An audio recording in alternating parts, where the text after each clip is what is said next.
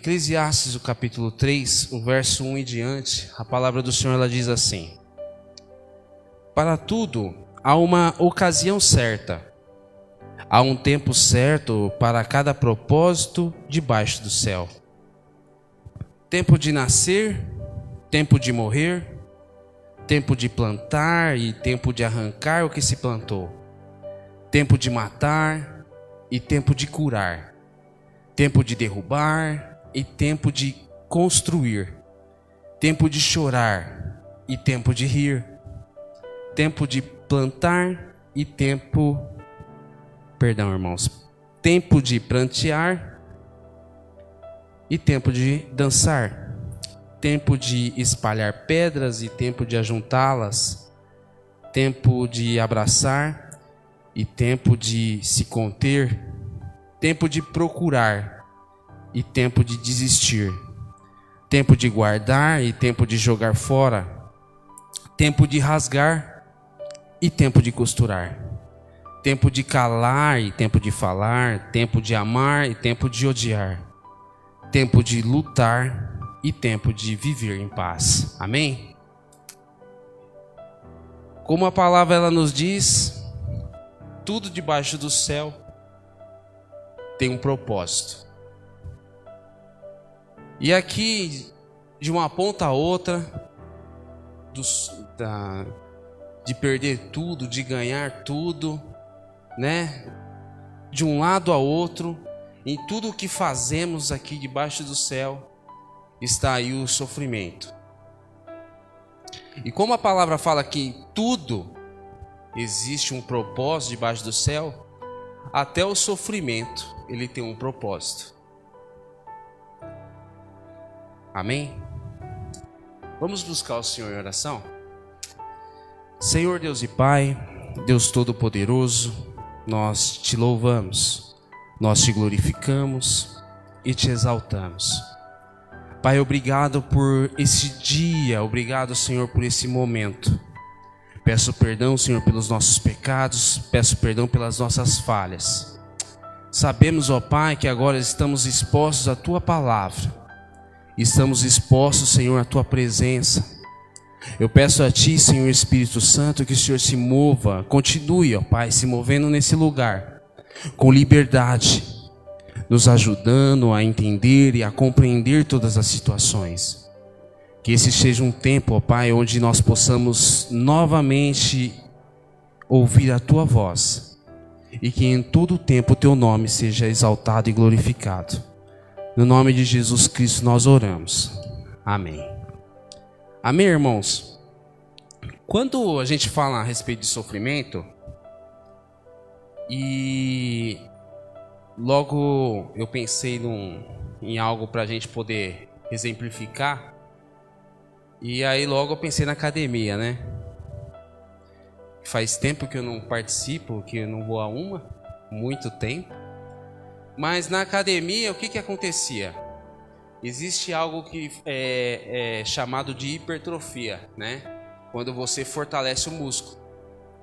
Então você vai ali fortalecendo o músculo ele sofre ali microlesões. Então esse músculo ele é machucado. E algumas células vão nesse músculo, o recupera e ele se torna mais forte. Ele se torna maior. E assim vai crescendo. O sofrimento causado da maneira correta, como ele deve ser sofrido, ele tem o propósito de nos manter mais fortes. Esse é o propósito do sofrimento. E o subtema que eu vou trabalhar e trazer para vocês hoje é: não se fortalece sofrendo sem propósito.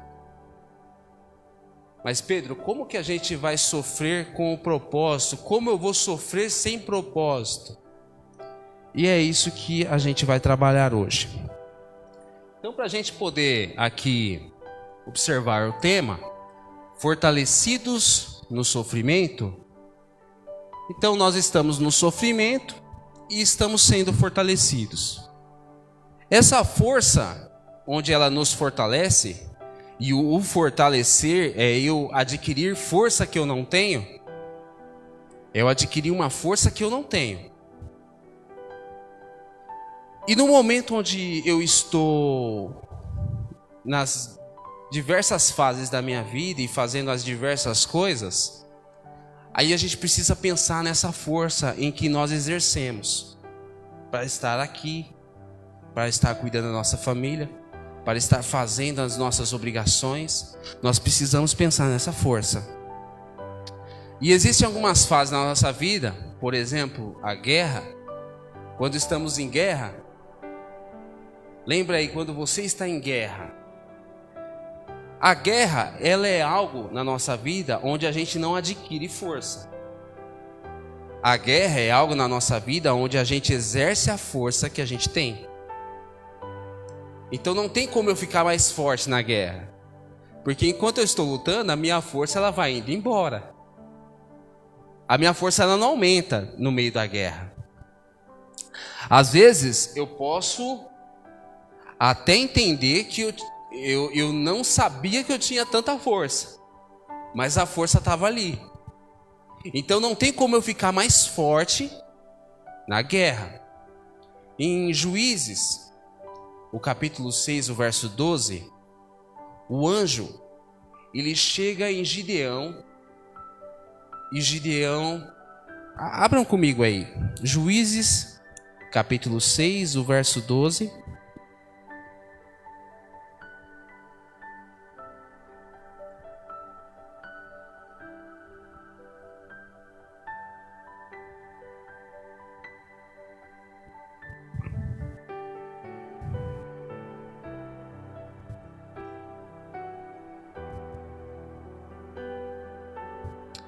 Juízes, capítulo 6, verso 12.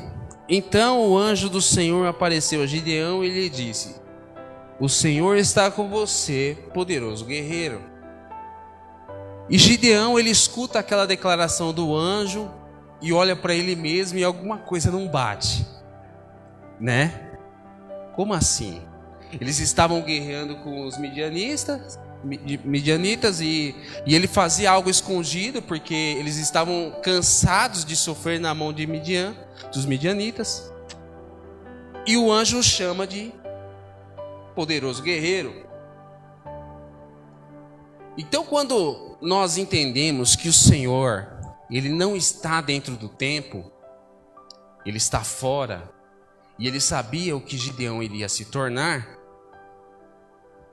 nós podemos entender que, pelas mãos de Gideão, existia ali uma força. E Gideão não se dava conta.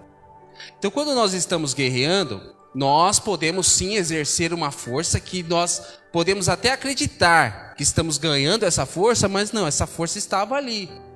Só não estava sendo usada. Mas essa força estava ali. Então, na guerra a gente não consegue adquirir força. E uma outra fase é quando a gente está descansando. Está todo mundo aqui tranquilo? Se não está, imagina aquela época que você está tranquilo. Você está descansando, você também não gera força. Isso não gera força. Porque o descanso, você retoma ali a força, né? Você está descansando, então você passou por uma guerra, essa força ela foi embora nessa guerra, e o descanso ele vem ali para retomar ali aquela força, para aquela força seja retomada. No Salmos 23, o livro de Salmos, o capítulo 23, o salmo conhecido, é um salmo muito conhecido. O verso 2 e o 3, a palavra ela diz assim: em verdes pastagens me faz repousar, amém? E me conduz às águas tranquilas. Restaura-me o vigor, restaura-me a força. Restaurar é o quê? Me faz ter de novo aquilo que eu tinha. Então essa força ela é restaurada no descanso. Então, Pedro, na guerra eu não ganho força. No descanso eu também não ganho força. Quando que eu vou ganhar força então? Alguém arrisca? Aí entra o sofrimento. O sofrimento, ele sofrido da maneira certa, de como tem que ser na nossa vida, ele faz eu gerar força em mim. Eu me fortaleço em qualquer sofrimento, Pedro? Não. Esse sofrimento que me faz fortalecer, ele tem que ter um propósito. Sofrer com propósito. Quantas coisas nós temos sofrido que não era para a gente estar sofrendo? Quantas coisas, questões, situações em que nós atraímos para a nossa vida e acabamos sofrendo por algo que não tinha que estar ali. Isso aí é sofrer sem propósito. Isso é sofrer sem propósito. Essa energia causada no sofrimento, num sofrimento sem propósito, ao invés de me fortalecer, isso vai me esmagar. Porque eu estou sofrendo em uma situação que eu não deveria estar. Isso é sofrer sem propósito. Estou sofrendo numa situação onde eu não deveria estar. Estou sofrendo e isso está me deixando o quê? Isso está me deixando perdido. Não sei para onde vou. Isso me deixa confuso. Eu não sei o que eu faço. Isso vai me esmagando. Isso é sofrer sem propósito. Eu me enfio em qualquer situação. Aquela manhã onde eu acordo, o que eu vou fazer hoje? Eu vou arrumar um problema. Eu vou arrumar um problema hoje, está muito de boa. E aí eu vou e me enfio nessas situações. Vou sofrendo. E o Senhor olha para mim e imagina, Deus olhando e fala assim, ó, você não tinha que estar aí. Isso não tem nada a ver comigo. Isso não tem nada a ver com vida cristã. Você está aí porque você quer. É só comigo que acontece isso? É só comigo? Daí a gente vem e começa a estudar a carta aos Colossenses. Colossos, uma cidade ali na parte romana, gentílica, e um monte de coisas daquele povo impregnados na vida cristã. Aí, vamos lá em Colossenses, o capítulo 4. Colossenses, o capítulo 4.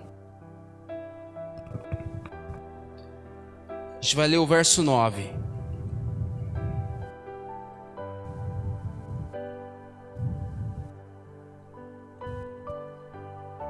Colossenses, capítulo 4, o verso é o 9, e a palavra do Senhor ela diz assim.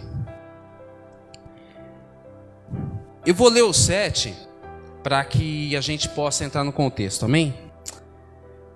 Tíquico lhes informará todas as coisas a meu respeito. Ele é um irmão amado, ministro fiel e cooperador no serviço do Senhor. Eu envio a vocês precisamente com o propósito de que saibam de tudo o que se passa conosco e para que ele lhes fortaleça o coração. Ele irá com Onésimo, fiel e amado irmão, que é um de vocês. Eles irão contar-lhes tudo o que está acontecendo aqui. Onésimo é um cara, o pastor ele já pregou a respeito disso. E é engraçado porque o pastor ele pregou em cima da carta a Filemon. Eu peço até que você abra aí, E esse Onésimo, a gente vai ver que ele era um escravo. Onésimo, ele era um escravo, né? E alguma coisa aconteceu, ele traiu o Filemão ali e fugiu. Por algum propósito, de alguma maneira, Onésimo, ele ficou preso com Paulo,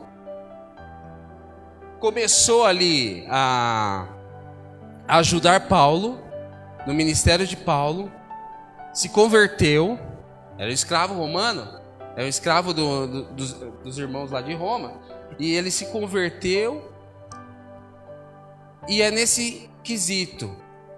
Só que ele tinha uma dívida com Filemão, porque além de traí-lo, ele fugiu. Então esse crime era um crime muito grave. E nesse contexto, Paulo ele escreve a carta a Filemão. E aí eu quero convidar vocês para a gente ler aí do versículo 8 em diante.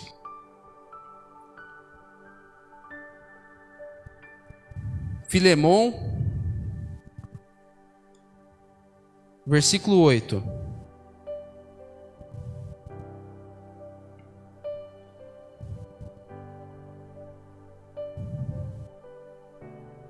Amém, hein? Todos têm? É uma carta difícil de achar, né? Porque um capítulo só. A palavra ela diz assim: por isso mesmo, tendo em Cristo plena liberdade para mandar que você cumpra o seu dever, prefiro fazer um apelo com base no amor.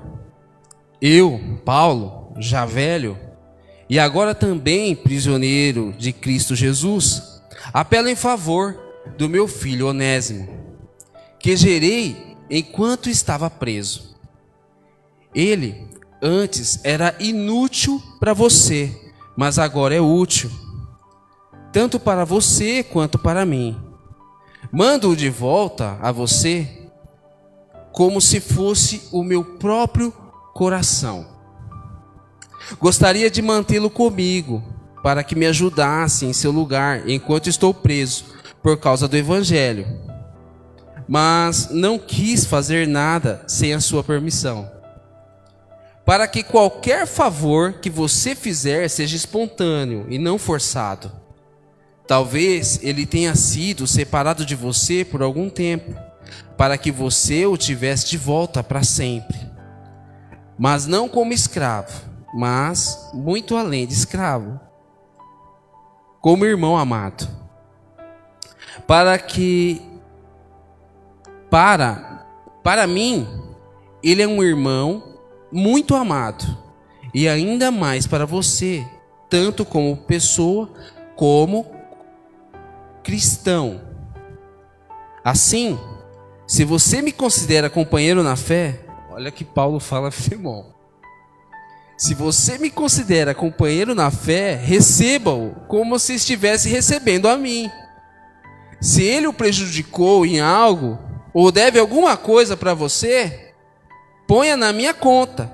Eu, Paulo, escrevo de próprio punho. Eu pagarei, para não dizer que você me deve a própria vida. Sim, irmão, eu gostaria de receber de você algum benefício por estarmos no Senhor. Reanime o meu coração em Cristo. Escrevo certo de que você me obedecerá, sabendo que fará ainda mais o que lhe peço. Ainda mais do que lhe peço. E entendendo isso aqui, Onésimo, ele era alguém que tinha uma dívida tremenda com Filemão, porque Onésimo o traiu e fugiu. Aí Paulo escreve para Filemão e fala: olha, eu estou mandando ele aí, mas esquece que é ele. Quando você olhar para ele, lembra de mim. Hoje você vive por causa de mim. Em outras palavras, Paulo ele fala assim: não quero nem falar que você deve a tua vida a mim, Mas quando você o receber, e já não mais como escravo, olha só que coisa. Já não mais como escravo, você vai o receber como irmão na fé. Vocês conseguem entender o que Paulo estava fazendo a respeito de Onésimo? Uma curiosidade que a carta a Filemon é a única carta onde Paulo ele não fala a respeito de Cristo e da ressurreição dele e da remissão nossa remissão. É a única carta onde Paulo ele não fala a respeito disso, mas com essa história, Paulo ele dá uma lição a Filemon, usando Onésimo, de o que Cristo fez por cada um de nós. Onésimo ele merecia o quê? Cadeia, uma bela de uma surra, e me servir pro resto da vida. É isso que Onésimo merecia. E Paulo ele fala, ó, tudo que estiver na conta dele, tudo que ele dever para você, você põe na minha conta. O que a gente merecia, irmãos? O que eu e você, nós aqui, bonitinhos, bonzinhos, o que nós merecíamos? O fogo do inferno. E Cristo pagou essa dívida por cada um de nós. Paulo aqui, ele mostra o que Cristo fez pela humanidade e ele faz por Onésimo. E nos ensina a respeito dessa situação o que eu precisaria fazer. Agora, tira aqui mais dessa história e lembra do sofrimento sem propósito? Lembra? Lembra quando a gente declara na palavra assim que não sou eu mais que vive, mas Cristo vive em mim? Todo sofrimento agora, não sou eu mais. Agora é com Cristo.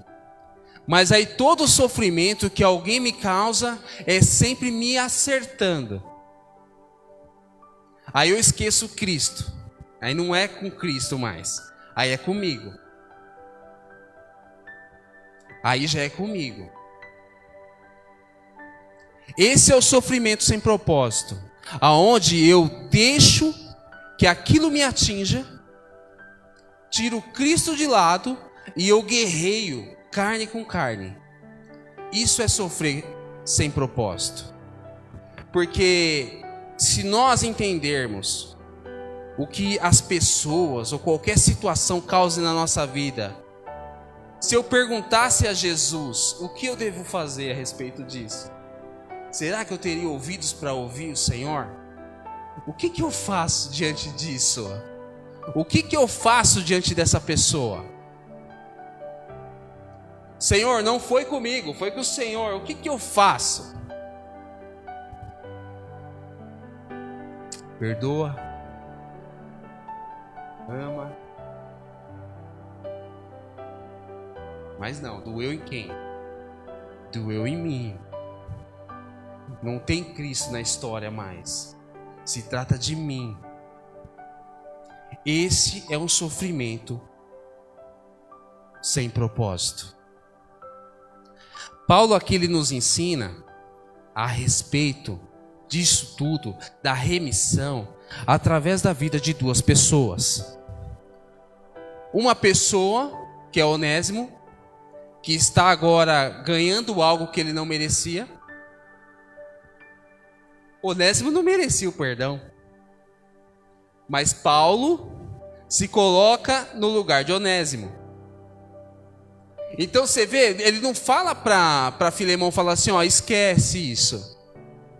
Esquece isso. Não, ele fala assim, ó, se tiver alguma coisa, você cobra de mim. E por que Paulo ele fala isso? Porque se eu tenho a diferença com alguma pessoa, é muito mais fácil dar pancada. Em quem eu não gosto. Em quem eu não amo. É muito mais fácil de eu bater assim.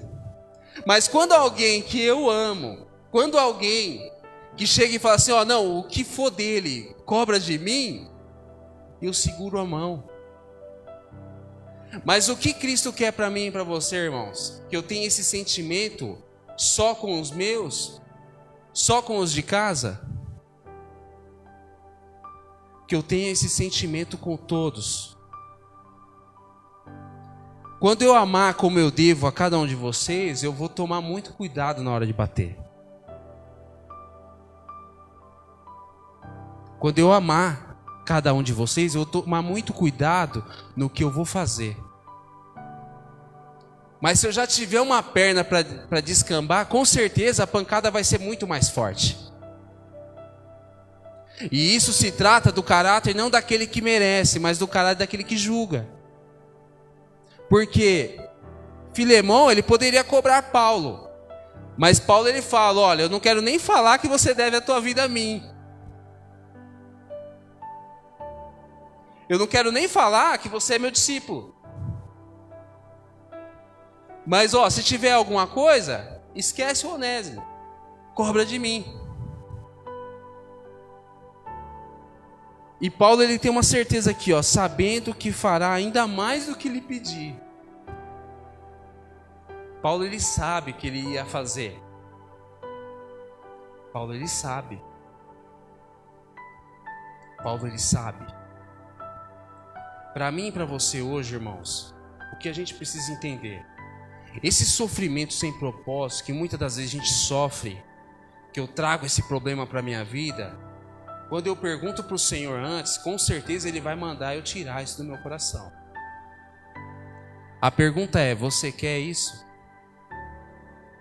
Você quer que esse sofrimento sem propósito saia do teu coração? Porque muitas das vezes a gente já ouviu aqui já. Ah, eu tenho que ir ali, eu pego meus problemas, aquilo que eu não largo, ponho debaixo do braço e vou. Chego lá, aonde eu tiver que chegar, coloco lá e vou vivendo. O pastor, ele conta uma história onde, num culto de libertação, né? Culto de libertação e orando pela vida da pessoa, e sai demônio, e um ali não acontecia nada. Estribuchando e tal, e sai demônio, até que chegou uma hora que o pastor falou assim, larga esse demônio. E aí, em nome de Jesus, larga isso daí. Em nome de Jesus, larga esse problema. Você não tem que estar nesse problema. Você não tem que estar nesse problema. Você quer sofrer com propósito? Vamos tentar. Eu quero tentar demais isso também.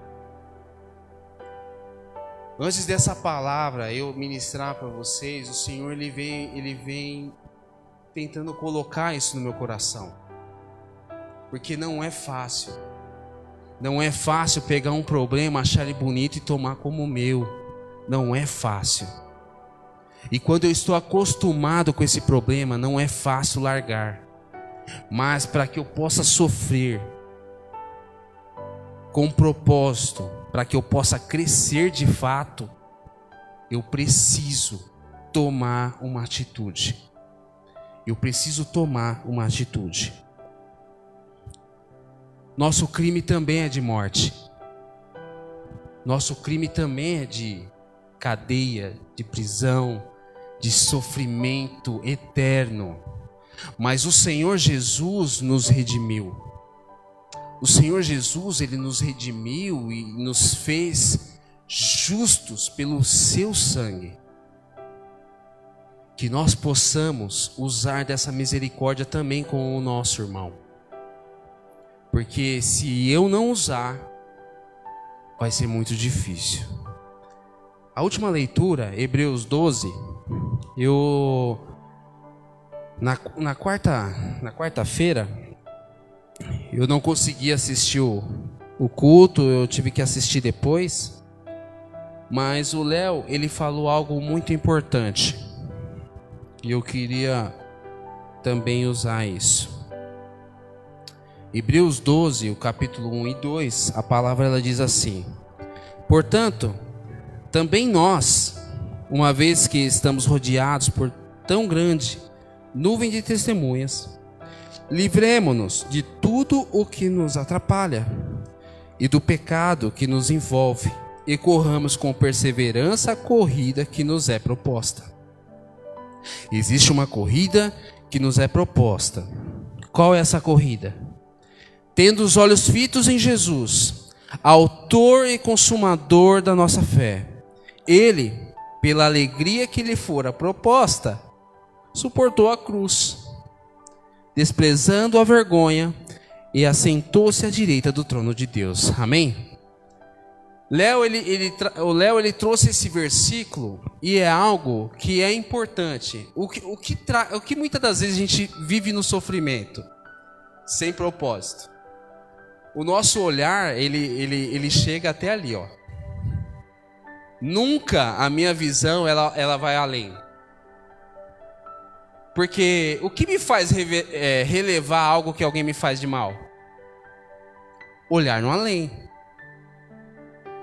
O que me faz perdoar aquela situação onde parece ser imperdoável? A minha visão no além. Eu preciso olhar além desse problema, além dessa confusão, eu preciso olhar além. O que é isso? É visão de reino. Porque o Senhor Jesus, ele suportou tudo aquilo e ele sabia para quê. Porque todo aquele sofrimento que teve um propósito, ele se alegrou não no sofrimento, mas sim no propósito, que era fazer a vontade de Deus. E qual que era a vontade de Deus? Nos tornar justos através de um sacrifício de uma vez por todas.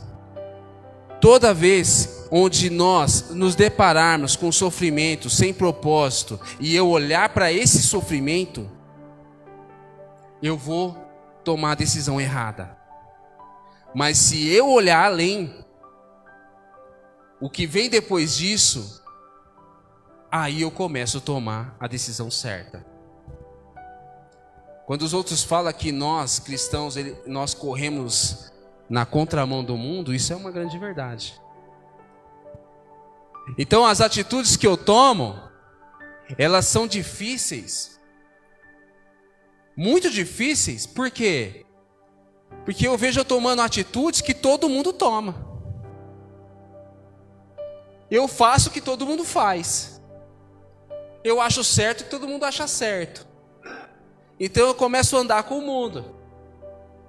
E nesse problema, nessa situação, todo mundo vai fazer isso que eu estou fazendo. Só quem faria diferente? Jesus. Então quando eu parar de agir como todo mundo e agir como Cristo, as coisas vão se resolver. Amém? Meus irmãos, coloquem de pé, vamos buscar o Senhor em oração. Esse mês é um mês onde nós temos passado por muitas lutas, nós temos passado por muitas dificuldades, nós temos sofrido. E depois dessa palavra, dessa ministração onde o Senhor nos trabalhou, às vezes nós podemos agora identificar que existem algumas coisas que nós estamos sofrendo que eu não tinha que estar sofrendo. E diante de uma situação assim, existem duas alternativas. Ou eu continuo aí sendo esmagado, ou eu tomo uma atitude, não minha, mas a de Jesus. Eu preciso romper com isso que me faz sofrer, que não me faz crescer. Eu preciso romper com cada sofrimento que não me faz mais forte. Que você agora possa ter um momento com o Senhor, individual, pessoal. Tudo aquilo que Ele colocou no teu coração. Feche seus olhos. Não se distraia. Que você possa entender que tudo aquilo que Ele colocou no teu coração que você possa ter uma decisão agora, de uma vez por todas, que você tire esse problema do teu coração. Se é um problema que te mata, se é um problema que te deixa confuso, se é um problema que te deixa desanimado, que tem tentado te matar, que tem tentado te afastar, tira isso do coração agora. Toma essa decisão agora. Que o Senhor, Ele vai nos libertar essa noite. Pai, no nome do Teu Filho amado, nosso Senhor Jesus, eu peço a Ti, Senhor, essa noite, que o Senhor nos liberte dessa prisão onde nós nos enfiamos. Que o Senhor nos liberte dessa situação onde nós nos colocamos. Que o Senhor nos liberte de tudo isso que nós queremos estar no meio, mas nós sabemos agora que nós não temos que estar. Que o Senhor tire isso do nosso coração. Alivia, Senhor, esse peso, Pai. Eu renuncio agora, Senhor. Eu renuncio agora, Senhor, tudo isso que não é da Tua vontade. Eu renuncio agora, Senhor, todo esse sofrimento sem propósito. Eu renuncio agora, Pai, porque o sofrimento sem propósito eu não vou ter a Tua ajuda, Pai. E eu só vou crescer, eu só vou me fortalecer no sofrimento que o Senhor propõe para mim. Eu só vou ter forças para lutar, Senhor, naquilo que o Senhor me colocou. Que eu tenho certeza que não vai ser fácil, vai doer.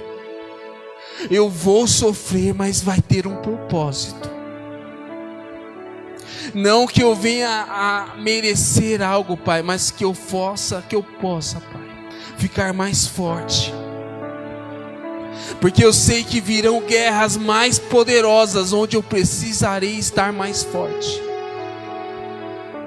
Onde virão situações que poderão me matar, mas aquele sofrimento que o Senhor me propõe para me deixar mais forte, isso eu vou conseguir passar. Porque o Senhor vai me fortalecer, Pai, no sofrimento certo, no sofrimento que o Senhor coloca diante de mim.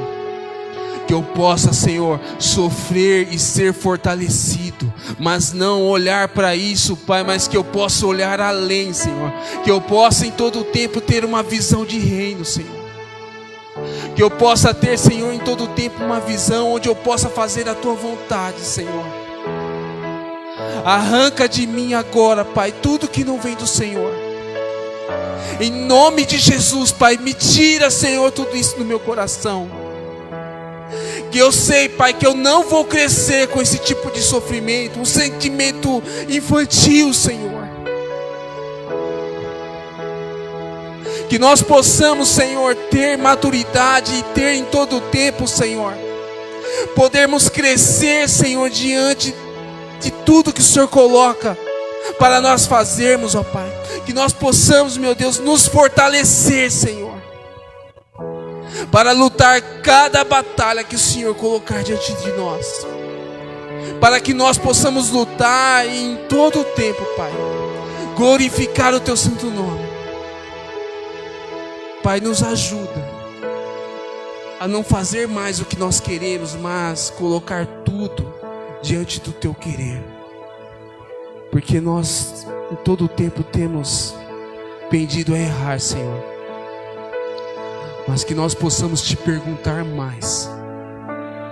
Que nós possamos colocar mais diante de Ti. Para ficar certamente tudo no Teu controle.